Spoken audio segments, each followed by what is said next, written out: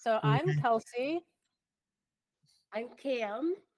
We are so excited. You are our first guest ever on the podcast. Yeah. I'm glad to be your first guest. We're so excited to have you here because we both know you as an amazing self-advocate, Yeah, and we're excited to have more people get to know you. yeah. My name is Pauline Bosma. I am the founder and the coordinator of the Rainbow Support Group. I've been doing this for 20 years. So there's a lot going on in the world right now that is not good, but let's start with something that's more positive. You said you were feeling good. What is helping you to feel good right now? What's helping me feel good is that regardless of what's happening in the political world, I'm going to keep on doing my work. I'm going to keep on advocating for LGBT, IDD, people with disability in general, and everything like that. I'm not going to stop.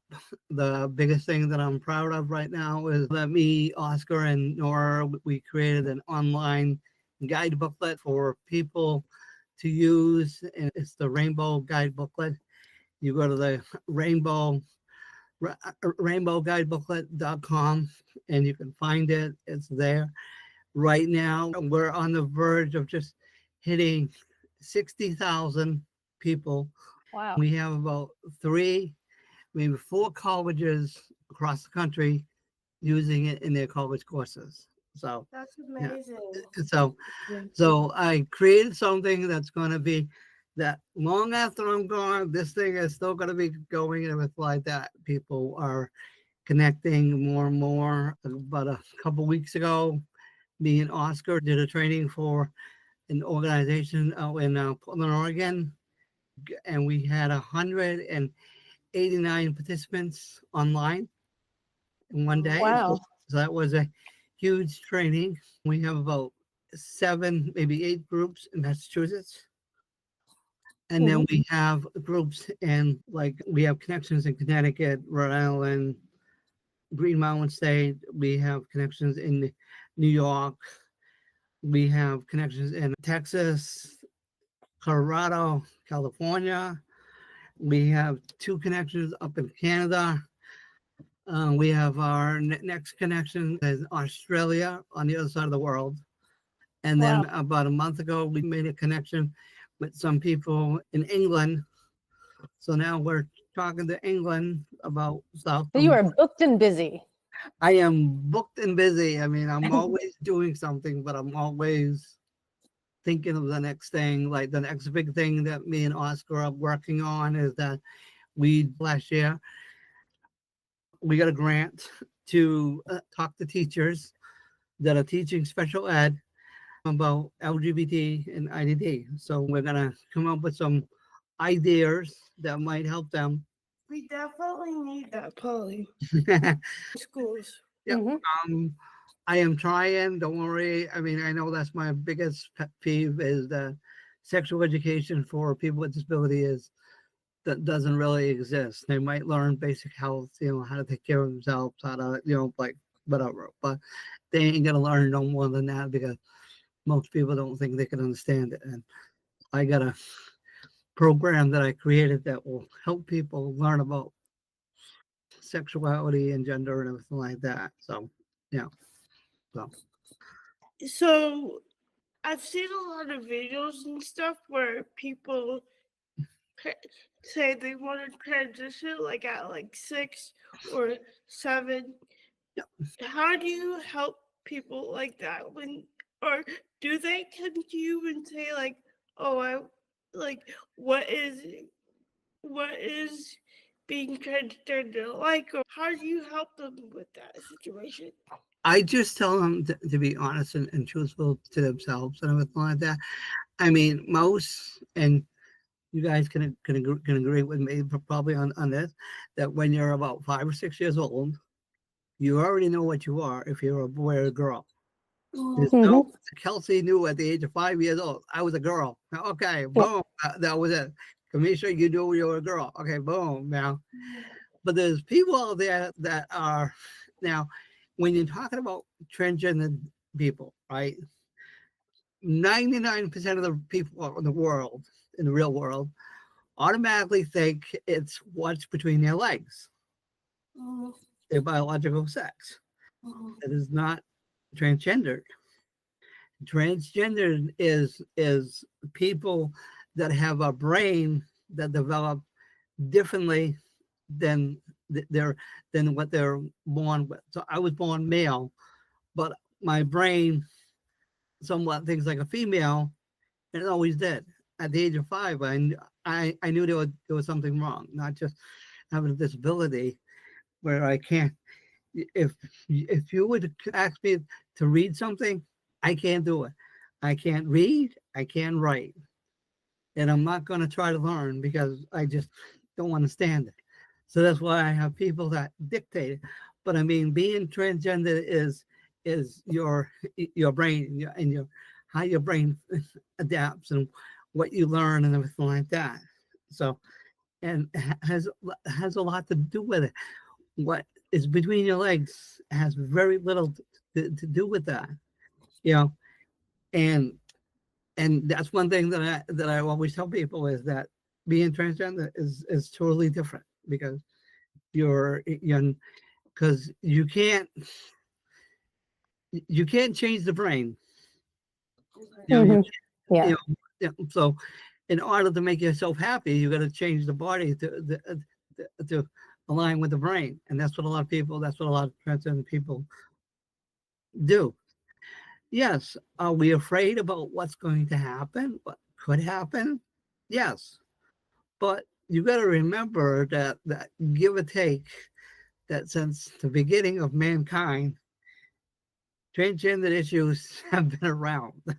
They were around in the Roman times. They were around in the every era of history has had transcended history or something like that. Like there was I think an emperor or something like that. He wasn't really well known. He only survived about a year and a half, maybe 2 years. And this was back in the Roman time. He would wear women's clothing. He would identify as a woman. He got married and he was the bride. But I mean, they didn't know what it was back then because there was no words to describe it. The word Yeah. transgender didn't come until before World War II. You know, when a German scientist created the first transgender clinic in Germany. There was a German doctor, and he wanted to help transgender people. And it was there. But I mean, there's been other stories. It's like for us, our biggest for America, our biggest person is Christine Jordan because she was the first American to go overseas, get the operation, and come back. Oh, okay. So, but she did it and everything like that. Yeah. Thank you for that. I did not know any of that trans history, so appreciate that. I have Yeah. been seeing a lot of signs that say trans people have always existed and will always exist. It's like LGBT. LGBT has been existing since the beginning of mankind too, but you don't see it. I mean, back in the early 20s and 40s and everything like that, when they had, if you were around and you saw a man with a red rose in his lapel jacket, that means he was gay. But I mean, they didn't know what it was back then. Only the community knew what it meant. So there Yeah, was different things that they did to kind of acknowledge each other, but not really do it over. yeah. Well, just because we don't have a label for it doesn't mean that it doesn't exist. Right. So obviously we know you as a self-advocate and as a gender and sexuality educator. What has been your journey? Like you mentioned kind of knowing when you were a kid that you were a woman, but what's your journey been like as a trans woman? It's been pretty good. I haven't really had too many negative things happen. I was coming home from my doctor's appointment and everything like that, and he saw me come out of my car and go into my apartment and everything like that. I was all dressed up really nice and everything like that. And he called a friend of mine that lived upstairs in the other apartment. And he said, and she he told her what he thought about it and everything like that, that I shouldn't be dressing and stuff like that in front of, at that time, because it was time for school kids to be getting out of school. And she called me up and she asked me about it, and I, I, I said, well, this is what I'll do for him, And she knew I was joking. I said, this is what I'll do. I'll quit Rainbow. I'll quit myself, quit everything that I'm doing. I'll lock my door and lock myself in my apartment for the rest of my life. And she goes, you wouldn't do that? I go, no. And I don't give a rat's ass what he thinks about me, because that's his problem. That's not my problem. If he doesn't like me, he doesn't have to talk to me. It's like my siblings. I got one brother and two sisters. I'm the youngest of five. I lost my two older sisters. My two older sisters passed away, but I got one sister and one brother left. I haven't talked to my siblings in probably about 20, 22 years, because they disowned me because of my lifestyle. So That's not terrible. That's terrible to hear, Pauline. Well, yeah, but I mean, that's because I got my Rainbow family. I got all the members of Rainbow, all the people that I teach, all the people that are part of Mass, and everybody else that I know. That's my family, and that what makes me feel good. As long as they accept me and they understand me, I'm not going to worry about it, because I can act out and say I don't like it, but right now I'm going like like with the political folly, like can't do nothing until the 2-year, when we have the 2-year term Yeah, the midterms. election, then we can say, okay, let's put some more people in there that's going to protect us and protect the what we're doing. But I mean, until then, I'm going to let them Do what they want to do. Yeah. make their mistakes and dig their holes a little bit deeper, and just and then when we have our presidential election, we can say, hey, look what Trump did in his first, look at all the shit he tried to pass. Excuse my language, but I mean, I'm like, look at all the stuff he tried to do, and it's like he did all that. But Well, I think that's a great instructive for how, because I was wondering, like, what do we do now? Like, where do we go from here? How do we not get incredibly depressed? How do we not get hopeless? But it sounds like what you're sort of saying is more lean into the things that do make you happy, lean into the communities that you've built. Because then we hear that chosen family, that term, a lot with people who are in the LGBTQ community, because a lot of people maybe don't have the best relationships with their families, but they have found friends, they found other people. So I think that's a really wonderful message for people to hear right now. right. I heard that family doesn't have to be blood, which I totally. Right. I mean, it doesn't have to be blood. Yeah. And then now I'm curious, we talked a little bit, me and Kenesha, last time about how we kind of got into self-advocacy a little bit. I would love to know, how did you actually become a trainer? How did you become a prominent self-advocate? Like, how did you get into this? Well, my first thing of self-advocacy was when I joined a local group. It was called the Blackstone Valley Self-Advocacy Group. At first, I was just a member, and it went for like 5 years to the group. Every week, or when they had the meeting, I went to the meetings like that. And one year, somebody asked me and said, hey, they're having elections. And I said, elections for what? And they said, for officers. I said, okay. And I said, well, what are the positions? They said president, vice president, secretary, and treasurer. And I said, well, I'm going to try for the vice president first. I want to work my way up there. So I did my little speech and I won, vice president and everything like that. And I did that for like 3 or 4 years. And then somebody came up to me and said, you should run for president now. I said, okay. So I ran for president. I was of this local group. I was elected president. I think I had about 3 or 4 terms as president, because they just liked the work that I was doing. The last time they had it, I couldn't be there because I had a, a training that I had to do somewhere else's, and so I put in all my paperwork and everything like that. Then I got a phone call the next morning. The person that was the advisor of the group called me up and she said, "I don't know how you did it, but you weren't there and you won again." I said, "Okay." Won by reputation. Yeah, So, yeah. So, and then that gave me the chance to, like that I ran on the mass board. I was on the mass board. As high as I got on the mass board was vice chair. I Okay. couldn't Were make you a it's all about connecting and knowing yourself and knowing people, I guess, and being able to communicate with people. So that's awesome. well. and how did Rainbow Group come about?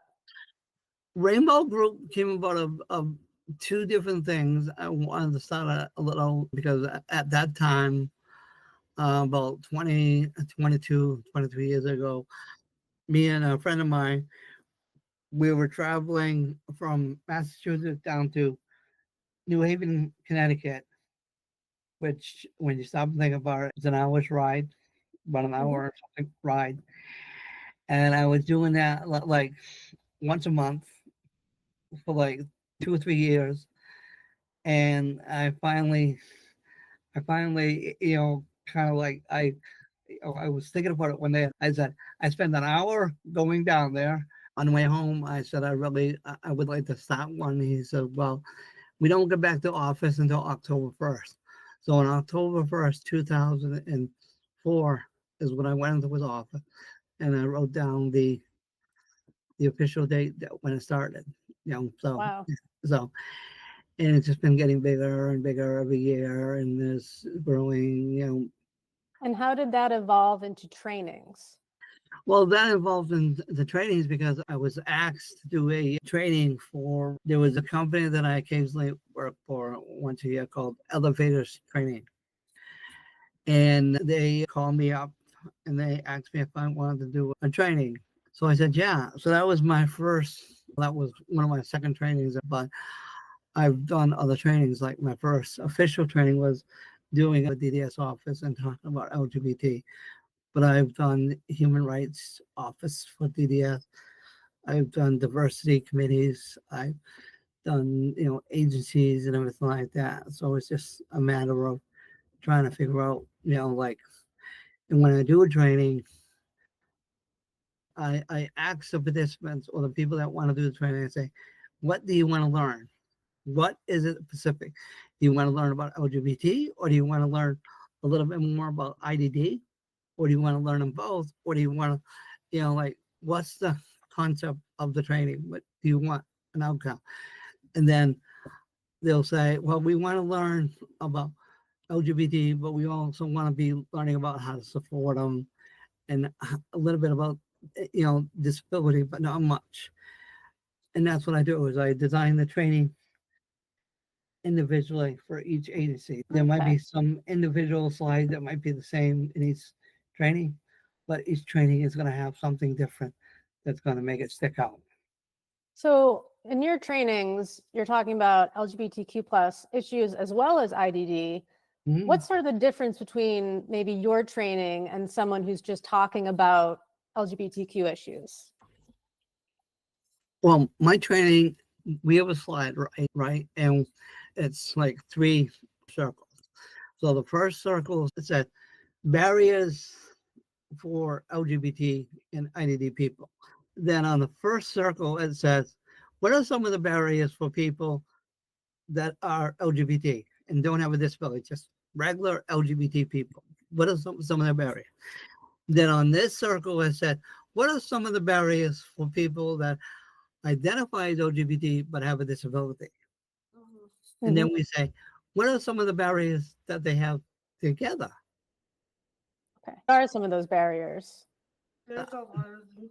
So, well, some of those barriers is sometimes their parent or guardian or somebody in their life will not accept them because you might have a college student that might be going to college and they might say, "Hey, I'm going to come out as gay, or I'm going to come out as trans, or I'm going to come out as this," and then the parent finds out, and they're going to kick the kid out. Mhm. So and that happens. So it's those barriers that are there, but you don't talk about them. It's like when you go to a regular LGBT group meeting. I said, this is the way it usually is. You have the gays over there, lesbians over there, trans people over there, drag queens, whatever over there. This is the way it is. And that's the way it's been with them. But with my group, I say, hey, come sit at my table. Come sit at my table. Let's talk. And we do. I love that. I try to bring them together and say, let's talk. Let's not, put down each other. Because that's what the regular LGBT community is doing. They're going, well, the gays don't like the lesbians, and lesbians don't like the heterosexual women out there don't like the lesbians, and the gays don't like the trans people. When that it's just a big old mess. So I love seeing and going to pride parades because everybody comes together. It's not just like one person goes here, one person goes there. When was your first pride parade? first pride parade was probably back in, I'm gonna say, maybe 2006, because I went to Worcester Pride and everything like that. So yeah. I've only been to one, and it was by accident. My mom and I went into Boston for the day, and there just happened to be a pride parade. And so, Right. so my mom has now marched in a pride parade because we had to cross the street at a certain point. I love pride. On the ladder of LGBT, people with disability are on the bottom. We're at the bottom because we're not anywhere near where the We're not seeing. right, I because we're not definitely feel like people with intellectual disabilities are often left out of a lot of conversations. That includes what's going on politically, what's in the news, and certainly with gender and sexuality. It's a shame because some people just don't know how to talk about it. And some people feel like if they talk about it, it's going to have an effect. Nobody became gay because somebody mentioned gay people. Nobody became trans because they learned about trans people. They were already that way. And it's Right. just about, oh, suddenly you have language now. And God, Commissioner. No, nobody can be bisexual. Like No, and that's fine. So, I mean, and the other problem is that me and Commissioner can probably relate with is that most people think in the real world that if you have a disability, right. you're not first of all, you're not capable of having sex because you don't understand what it is. What is? Yep. And then some people will say, oh my God, I don't want my son catching your disease, Right. your disability. It's like, Right. you can't catch my disability because I was born with my disability. You ain't gonna catch it if I touch you. Right. What would your advice be to parents of any kid, not specifically LGBTQ, but just any kid coming up today with IDD? What would you want their parents to know? Just support your kid, understand you're a kid, and let them lead, because you're going to want to protect them, but you're also going to want them to learn from their mistakes and the real world. You can't hold them up in the house for the rest of their life because they ain't going to learn anything. If you would have seen me when I was a guy, you would have been very surprised because I was very withdrawn, very shy with myself. I wasn't comfortable with myself. So. And going off of that question, Pauline, what would you say to youth who are looking into transitioning or just in general? Like, what would you say to them? Well, I would say make sure that if you want to come out as LGBT plus or anything like that, that either the parent or the guardian or the school or somebody, ask them, why did you ask about the word gay? Because it's a communication. One of my first groups, besides the one that I started, I went to the group and I had a disability and everything like that. And he's in there, he's asking me, he raised his hand and he said, can I ask you a question? I said, sure, you can ask me any question you want. And he goes, what does it mean when I like somebody like me? And I said, you mean another man? He goes, yeah. I mean, that means you're gay. Now, this is back then, this is 20 years ago, so give or take, the agency that was providing him services, right? They would not let, they could not answer that question to him because the Department of Developmental Service, DDS, could have said, you influence him on saying that word gay. That's crazy. Yes, that is crazy, but that's the way most agencies think about it. That's why there's, like if you look at DDS policy, it's in their policy that they say you're allowed to date who you want, regardless. So it doesn't say LGBT. It just says you're allowed to date and do what you want with your partner.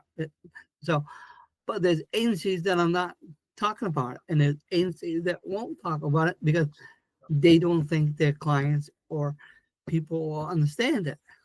Right. I think, yeah, that definitely brings up a great point.